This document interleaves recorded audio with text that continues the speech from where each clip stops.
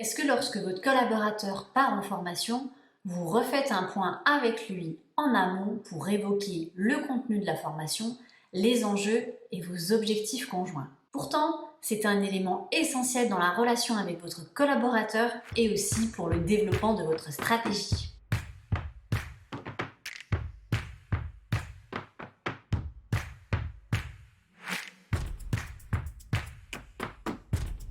Bonjour à tous, on se retrouve aujourd'hui pour une nouvelle vidéo où nous allons parler de l'accompagnement du collaborateur en formation. En effet, bien souvent, quand on met en place une formation avec son collaborateur, on la définit en amont dans le cadre de son plan de développement des compétences et peut-être aussi parce que le collaborateur en a remonté le besoin lors de son entretien professionnel. Donc vous vous dites, c'est ok, il part en formation, tout va bien se passer. Eh bien non, il est préférable de l'accompagner en amont. En effet, entre le moment où la formation a été demandée par votre collaborateur ou que vous souhaitez mettre votre collaborateur en formation par rapport à ses objectifs et le moment où se déroule la formation, parfois quelques mois peuvent s'écouler. Il est donc essentiel de refaire un point en amont de la formation avec votre collaborateur. Le mieux pour ce point, c'est de le faire de façon quand même relativement formelle, pas entre deux portes. Prenez le temps de faire un entretien en lui présentant le contenu de la formation, les objectifs pédagogiques et le déroulé de la formation.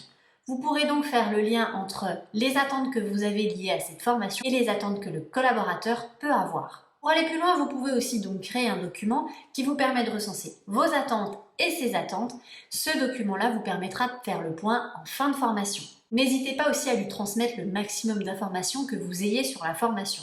Le lieu de la formation, le déroulé de la pause déjeuner, ou encore s'il doit se déplacer et dormir à l'hôtel, faire le point avec lui sur le fait qu'il ait bien ses billets pour se déplacer s'il se déplace en train, s'il est bien un moyen de locomotion ou encore s'il a bien un hôtel pour les ou la nuitée. Ces éléments-là sont des éléments qui vont le rassurer dans sa mise en formation. Cela évitera qu'il arrive complètement stressé à la formation.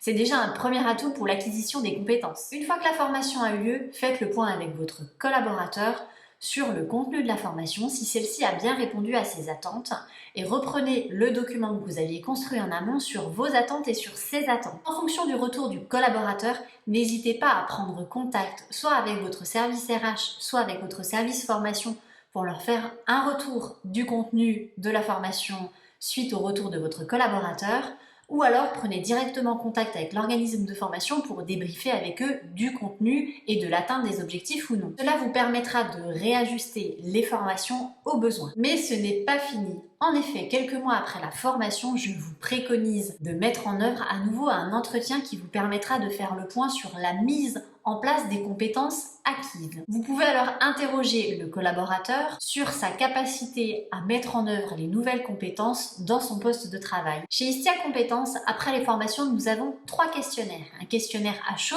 qui permet de faire le point avec le collaborateur sur le contenu de la formation, l'animation de la formation.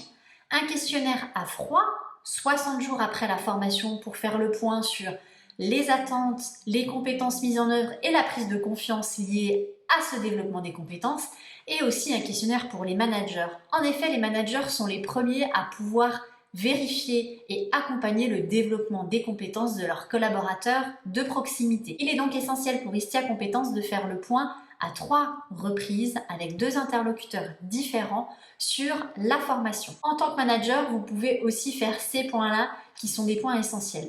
Si votre organisme de formation le met en œuvre, n'hésitez pas à demander à votre organisme de formation de vous transmettre les éléments. Il est essentiel d'accompagner vos collaborateurs en formation. Dans un premier temps, probablement plus pour les rassurer du cadre, mais aussi pour leur parler de vos attentes et vérifier les attentes qu'ils peuvent avoir vis-à-vis de la formation. Et par la suite, vérifier si les compétences ont bien été acquises et déployées dans le cadre de leur quotidien. Maintenant que vous avez quelques trucs et astuces pour accompagner vos collaborateurs en formation, c'est le moment de le mettre en œuvre et moi je vous dis à très vite pour une nouvelle vidéo.